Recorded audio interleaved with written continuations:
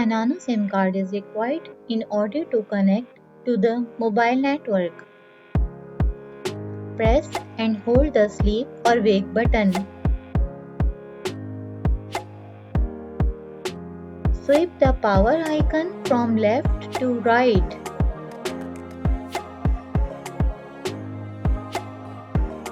Remove the nano SIM card from its holder.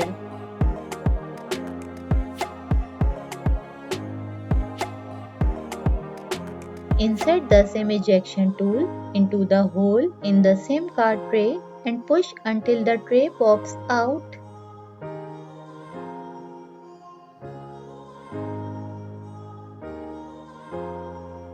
Place the SIM card into the tray with the metal contacts facing down.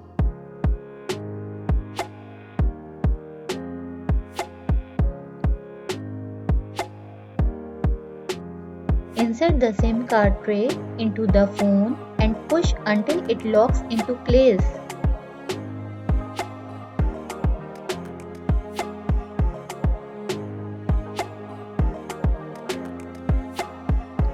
Press and hold the sleep or wake button to turn the phone back on.